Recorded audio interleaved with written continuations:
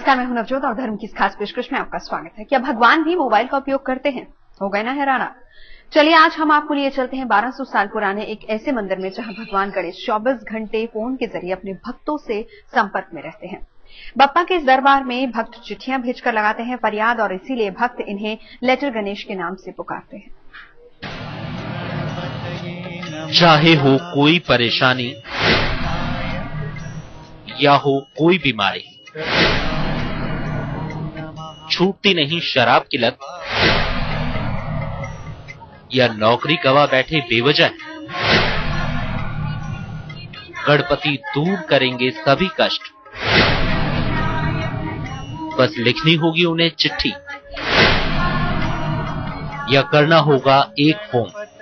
नमो नमः। श्री गणेशाय नमः। कहाँ से बोल रहे हैं आप? हर रोज जब सजता है गणपति का दरबार तब फोन पर सुनाई जाती है उन्हें फरियाद। किसी को परीक्षा में अच्छे अंक चाहिए तो किसी को नई नौकरी, कोई घर में कलेश से परेशान होता है तो कोई पति की शराब की लत से। ऐसे में जूना गणेश की शरण में आते हैं भक्त और फोन पर ही सुना डालते हैं अपना दुख दर्द। जूना गणेश के पास 2 निजी फोन हैं जो उनके पुजारियों के पास रहते हैं। नंबर डायल करने के साथ ही पुजारी गणपति के कानों में फोन लगा देते हैं और मीलों दूर बैठे फरियादी अपनी मुराद पहुंचा देते हैं विनायक के पास। गणेश जी से मेरी एक विनती है। हाँ। जो मैं बोलना चाहती हूँ। हाँ, तो आप बोल दीजिए, मैं मोबाइल रख रहा हूँ उनके पास में। बोलिए आप, बोलिए। मैं गणेश जी से ये बोलना चाहती हूँ कि कुछ महीने पहले मेरे पति की नौकरी चली गई है। इंदौर में बने जूना गणेश मंदिर की प्रतिष्ठा और प्रसिद्धि का अंदाजा इसी बात से लगाया जा सकता है कि यहाँ हर रोज सैकड़ों भक्त फोन पर अपना हाल बयां करते हैं और अगर कोई फोन पर अपना हाल नहीं बताना चाहता तो वो चिट्ठी लिखकर भी मन्नत मांग सकता है। मंदिर के पुजारी हर रोज बप्पा के पास आने वाली चिट्ठियों को पढ़कर सुनाते हैं। गणेशोत्सव के दौरान यहाँ फोन और चिट्ठियों की संख्या कई गुना बढ़ जाती है। अभी 30-32 साल से यहाँ पर चिट्ठियां आने का सिलसिला चालू हुआ तो चिट्ठी वाले गणेश जी के नाम से फेमस हो गए। 5 वर्ष से यह मोबाइल पे चर्चा होने लगी, मोबाइल पे अपने भक्त मनोकामना बोलने लगे तो आजकल ये मोबाइल वाले गणेश जी के नाम से भी फेमस हो गए। भक्तों का भी मानना है कि यहाँ आने से गणपति सभी भक्तों की इच्छा पूरी कर देते हैं। यही वजह है कि मनोकामना पूरी होने के बाद भी भक्त यहाँ आकर विनायक का शुक्रिया अदा करना नहीं भूलते। बहुत सुना था कि सबसे प्राचीन मंदिर है यहाँ का और यहाँ पर जो भी मनोकामना की जाती है वो पूरी होती है। तो आज यहाँ पे हम लोग दर्शन करके बहुत ज्यादा अच्छा लग रहा है। यहाँ हमने देखा कि लोग मोबाइल पे फोन पे अपनी मन्नतें मांग रहे हैं, वो फोन बहुत दूर दूर से कर रहे हैं लोग और यहाँ पे उनकी भी मन्नतें पूरी हो रही है। मंदिर की खासियत ये है कि यहाँ आकर आत्मा शुद्धि होती है और मन को शांति मिलती है। यहाँ मांगी गई हर मन्नत पूरी होती है और साथ में यहाँ पर आप अगर नहीं भी आ पाते हैं, कितनी बार ऐसा होता है बाहर चले जाते हैं, तो चिट्ठी के जरिए या फोन के जरिए आप अपनी मनोकामनाएं पूर्ण कर सकते हैं। बस आपके दिल में श्रद्धा होनी चाहिए ताकि वो सारी मनोकामनाएं आपकी पूर्ण हो। 1200 साल पुराने इस मंदिर में पहले भक्त भगवान के सामने उपस्थित होकर गुहार लगाते थे, लेकिन बदलते वक्त और भक्तों की बढ़ती तादाद की वजह से चिट्ठियों के जरिए ज्यादा लोग मन्नत मांगने लगे हैं। चिट्ठी पढ़े जाने के कुछ ही दिनों के अंदर मुराद पूरी होने की वजह से अब जूना गणेश को लेटर गणेश के नाम से भी जाना जाने लगा है। राहुल करैया, इंदौर, आज तक। गणपति मोबाइल और चिट्ठियों से सुनते हैं फरियाद तो वहीं बाबा भैरवनाथ भक्तों की अर्जी पर फूल गिराकर देते हैं अपना आशीर्वाद। देखिए चित्तौड़गढ़ में विराजने वाले बाबा भैरव का ये चमत्कार। पानी है कुंडली के दोषों से मुक्ति,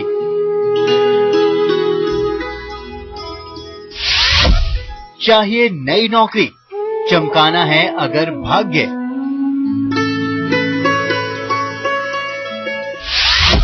तो पर्ची लिखकर लगाइए अर्जी, फूल गिराकर भैरव बाबा देंगे वरदान।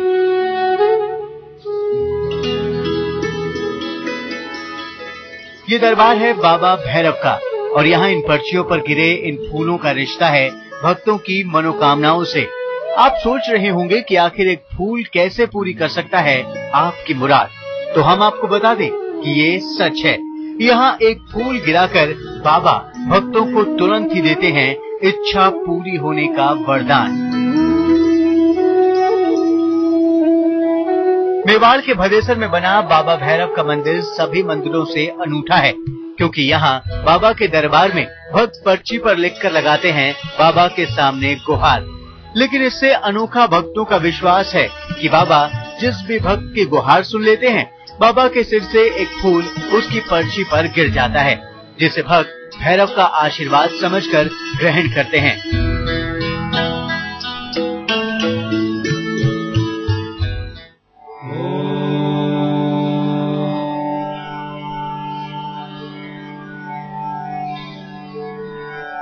भक्त यहाँ भैरव बाबा को भदेसरिया भैरव के नाम से पुकारते हैं। भगवान सोमनाथ के पास स्थित थे, जिसे महमूद गजनवी के आक्रमण के समय कैलाशपुरी के एकलिंगनाथ मंदिर के पास स्थापित कर दिया गया। लेकिन वहाँ भैरव बाबा को तामसी भोग के रूप में बलि और मदिरा भेंट की जाने लगी। तब चित्तौड़गढ़ के महाराजा ने बाबा को चित्तौड़गढ़ के कपासन में स्थापित किया। बाद में कपासन का नाम भदेसर हो गया और इसी नाम पर भैरव बाबा का नाम भदेसरिया भैरव जी पड़ा। शांति शांति।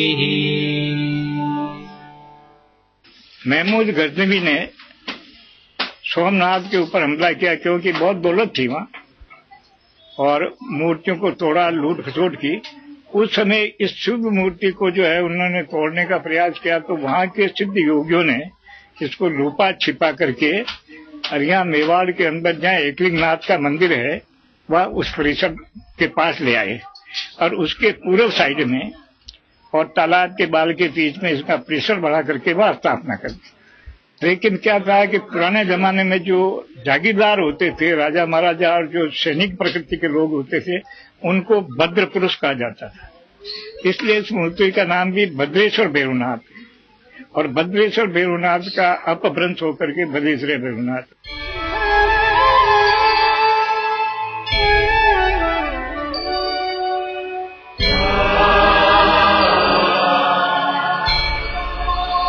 भैरव बाबा के दरबार में दूर दूर से भक्त पुत्र प्राप्ति, बच्चों के विवाह, भूत प्रेत बाधा, रोजगार प्राप्ति, रोग निवारण के लिए अपनी अर्जी लगाकर आराधना करते हैं। और जब प्रतिमा के मस्तक से उस पर पुष्प गिर जाता है तो पुजारी भक्त को उसकी पर्ची भगवान के आशीर्वाद के रूप में दे देते हैं। सुबह सुबह भैरव बाबा के सिंदूर से श्रृंगार कर मस्तक पर ढेर सारे फूलों को सजाया जाता है और 8 बजे से ही कतारों में भक्त लगकर करते हैं बाबा के दर्शन। मनोकामना पूर्ण होने पर भक्त यहाँ आकर पालना चढ़ाते हैं। भक्ति का ये सिलसिला वैसे तो शनिवार और रविवार को मुख्य रूप से दिखाई देता है, लेकिन चैत्र से लेकर ज्येष्ठ माह में दर्शन का अपना ही महत्व है।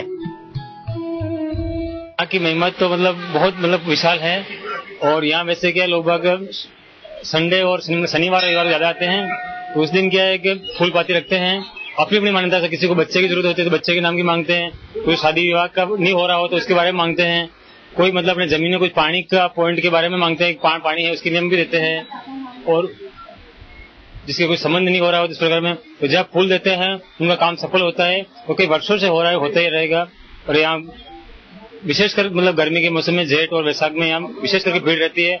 लोग जो अपनी मन्नतें पूरी होती है वो यहाँ पूरी करते हैं। और बच्चे जिसके नहीं होता है वो यहाँ खोल भरी जाती है, जिसको गोद देते हैं। और बच्चे होने के बाद यहाँ एक पालना बनते हैं और उनके जिससे श्रद्धा होती है वैसे प्रसादी भी करते हैं। इस मंदिर की सबसे अनोखी बात यह है कि यहाँ भगवान क्षेत्रपाल बाबा भैरव के द्वारपाल के रूप में स्थापित हैं। इन्हें भले ही तामसी भोग लगाया जा सकता है, लेकिन भैरव बाबा को केवल घी, चावल, शक्कर का ही भोग लगाया जाता है। पीयूष मुंद्रा, चित्तौड़गढ़, आज तक। बैतूल में दद्दा हनुमान के नाम से विराजने वाले संकट मोचन के दरबार में भक्त पत्ते पर लिखकर लगाते हैं अपनी अर्जी। यहाँ भक्त पीपल के पत्ते और भोजपत्र की अपनी फरियाद लिखकर अर्पित करते हैं संकट मोचन के चरणों में और हो जाते हैं हर चिंता से मुक्त। पीपल के पत्ते से लगाइए अर्जी। जयकार पवन सुत महाबली की, बोलो सदा। भोजपत्र पर लिखिए फरियाद। महाबली की, बोलो सदा जयकार। पूरी हो जाएगी मुंह मांगी मुराद। बोलो सदा जयकार। ये है बजरंग बली का चमत्कार।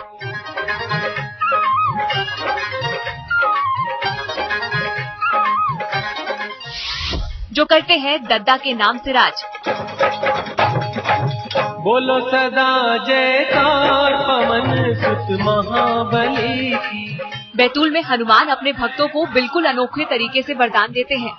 यहाँ भगवान के सामने भक्त हाथ जोड़कर तो आते ही हैं, लेकिन पवन पुत्र से गुहार लगाने के लिए अपनाते हैं बिल्कुल अनोखा तरीका। यहाँ भक्त भोजपत्र और पीपल के पत्तों पर लिखकर करते हैं संकट मोचन से फरियाद।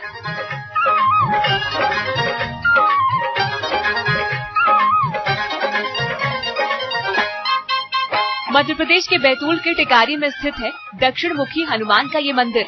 मान्यता है कि जो भी भक्त यहाँ आकर अपनी मनोकामना पीपल के पत्ते या भोजपत्र पर सिंदूर से लिखकर हनुमान के चरणों में चढ़ाते हैं, उनकी मुरादें पूरी होते देर नहीं लगती।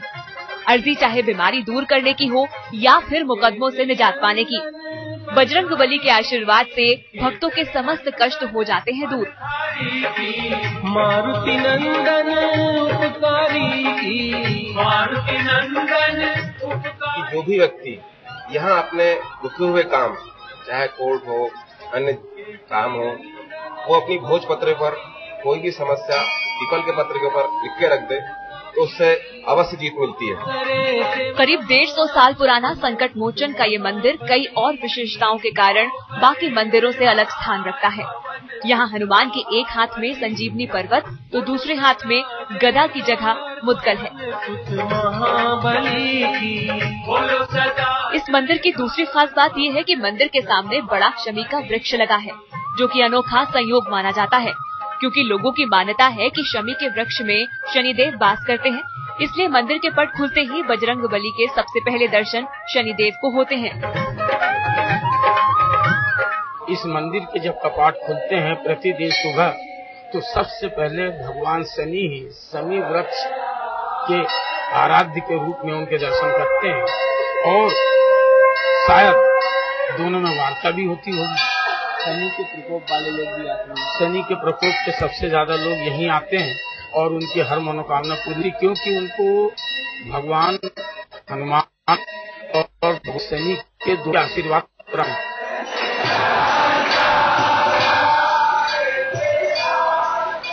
इस मंदिर को मालगुजार साहिब लाल पटेल ने बनवाया था।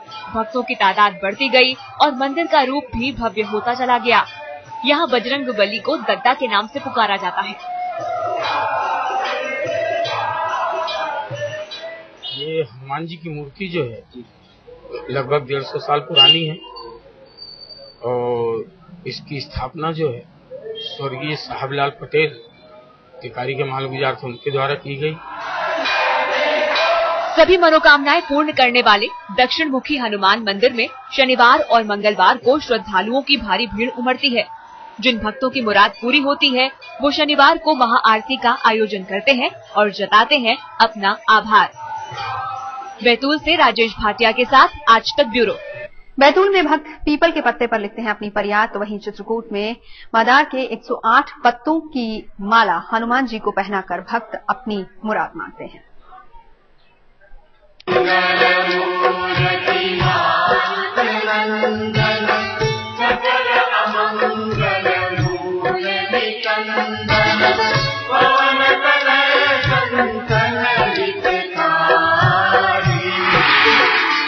चढ़ाइए मदार के 108 पत्तों की माला।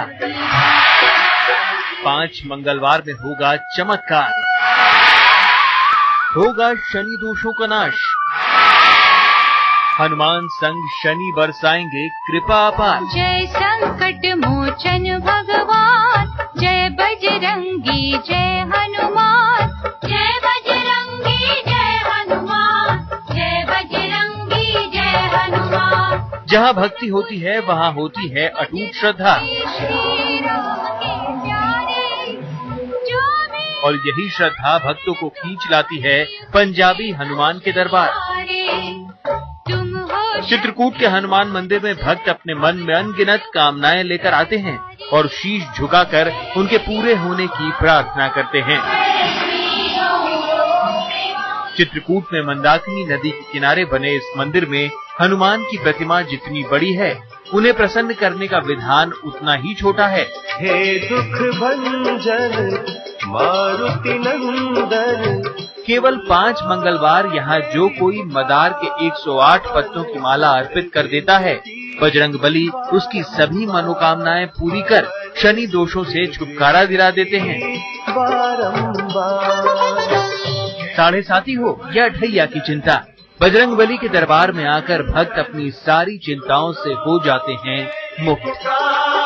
और हो भी क्यों ना, यहाँ भक्तों को एक पूजा से 2 देवताओं का आशीर्वाद जो मिल जाता है। चित्रकूट में जो पंजाबी भगवान का ये मंदिर है, इसमें 5 मंगलवार को पूजा करने से और 108 मदार की पत्तियों में राम नाम लिख के उनकी माला बनाकर उनको पहनाया जाता है और जो चने की दाल और गुड़ का प्रसाद चढ़ाया जाता है, इससे शनि देव का जो साढ़े साथी शनि देव का प्रकोप होता है वो खत्म हो जाता है, इसलिए ये पूजा की जाती है। यहाँ हंसती हुई मुद्रा में भगवान के दर्शन मिलते हैं। उनका ये रूप भगवान राम और माता सीता के प्रति उनकी भक्ति की याद दिलाता है। कहते हैं जब हनुमान माता सीता की खोज खबर लेकर लंका से वापस आए तो श्री राम की सेना को लंका का हाल बताते हुए बहुत खुश दिख रहे थे। हनुमान के उसी रूप को दिखाती है ये प्रतिमा। अब सवाल ये है कि यहाँ संकट मोचन को पंजाबी हनुमान के नाम से क्यों पुकारा जाता है। कहते हैं करीब 80 साल पहले पंजाब से रामचंद्र नाम का एक भक्त घर बार छोड़कर राम की खोज में निकल अयोध्या आया। वहाँ साधु संतों ने उसे चित्रकूट में राम को ढूंढने की सलाह दी। यहाँ मंदाकिनी के किनारे महीनों राम का नाम जपता रहा। तब एक दिन हनुमान ने सपने में उसे इशारा किया कि उसकी इच्छा जरूर पूरी होगी। हनुमान की कृपा से उस रामचंद्र को श्री राम के दर्शन हुए और यहाँ बजरंगबली पंजाबी हनुमान के नाम से पुकारे जाने लगे। मंगल मूर्ति राम दुलारे। हनुमान का ये अनूठा मंदिर और उनका ये दुर्लभ रूप देश के अलग अलग हिस्सों से भक्तों को यहाँ खींच लाता है। कहते हैं हनुमान के इस रूप के दर्शन से भक्तों का हर कष्ट मिट जाता है और उनके मुख पर भी हनुमान के मुख जैसी प्रसन्नता आ जाती है। संतोष बंसल, चित्रकूट, आज तक।